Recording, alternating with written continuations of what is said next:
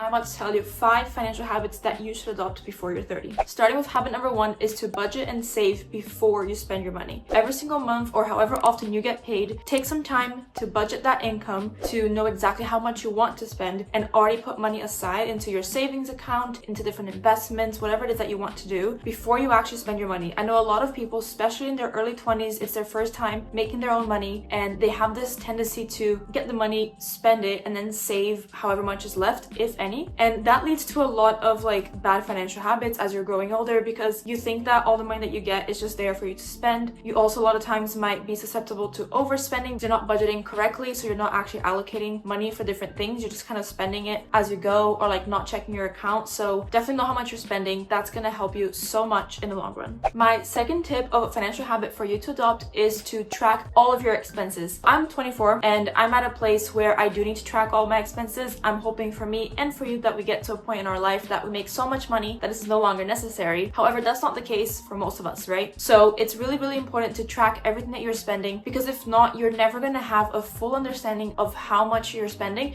and where you're spending your money. I know a lot of us like to think that, you know, we're tapping away our cards or our phones nowadays, and we think that we're in control of what we're spending, and we think that we're aware of how much is going to like coffees or how much is going to groceries and clothes and stuff like that. But I'm pretty sure that if you were to actually start tracking everything you're spending, like if you do a whole month of just spending as you wish, as normal, and then you go back and you have a spreadsheet and you go through everything that you spent money on, you're probably going to be quite shocked at like the total value for each thing that you spent your money on. So I do highly recommend tracking your expenses to kind of save that surprise element, and tracking like every few days or every week, just so that you have a constant understanding of where your money is going. Super, super helpful, especially as you go into your like mid-20s and your 30s. It would just help you financially to be more aware of your money. My third tip slash habit is to create an emergency fund. I'm pretty sure I say this in like all of my finance videos. This is really the first thing that you should do when you start making your own money, when you start making enough that you can save your own money, is definitely to have an emergency fund, because life is so unpredictable. And I'm not even just saying about losing a job, but it could mean that like a random expense happens, or I don't know, if you have pets and they have to have some type of surgery, or even if you yourself have to get surgery for something, like an emergency fund is just good for anything.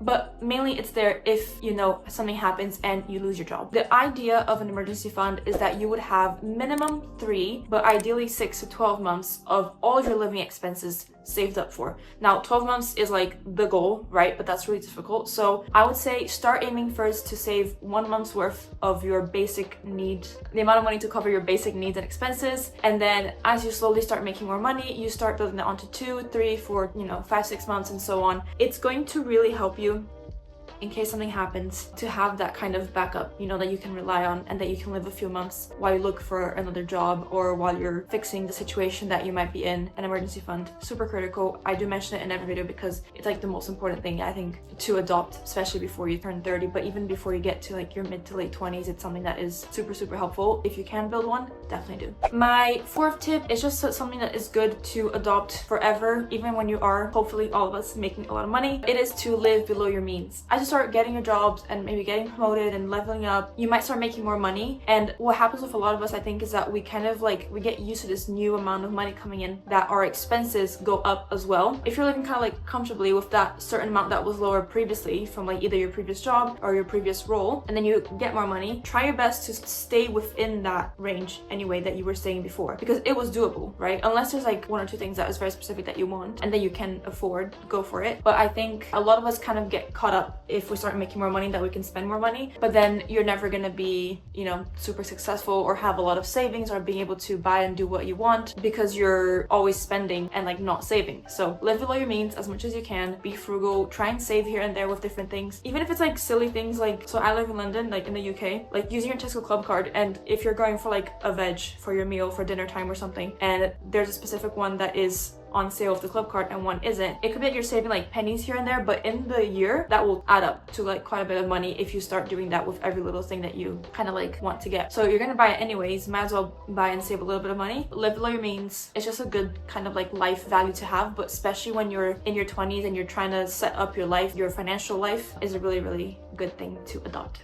And then my last habit for you to adopt is to invest in yourself and your financial literacy. I am nowhere near where I want to be in terms of my own financial literacy, but I feel like I do have quite a bit of knowledge around personal finance compared to people that I like know of my similar age. Like, I'm very interested in it, so I do get a lot of natural content from that in my social media. I've done my own research online, and I feel like I've been giving a few like good tips and tricks and habits to adopt from my parents. I feel like I'm in a place where I'm comfortable handling my finances, and I feel like I have a good amount of financial education. However, there's like a lot of room for growth, 100%. Like, you're never gonna stop learning. But if you feel like you're very stuck and that you don't really know anything, this is a great start.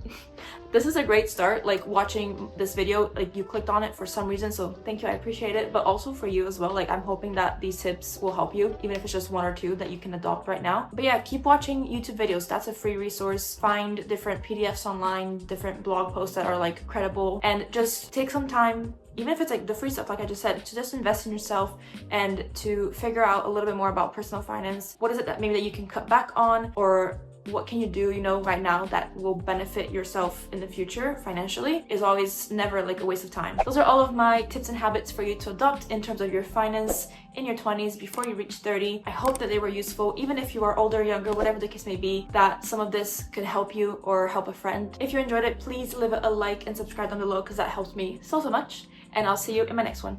Bye!